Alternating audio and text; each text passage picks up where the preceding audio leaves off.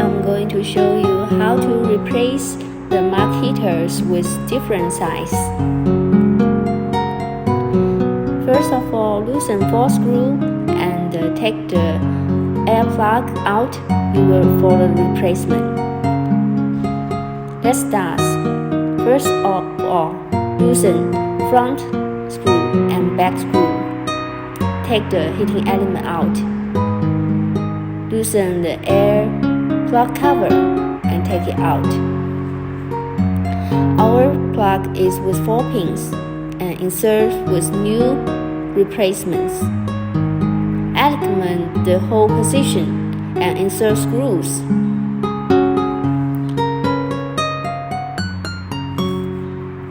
Please take care of your hands against sharp edge. After install 4 screws, connect the air plug. It's very easy, right?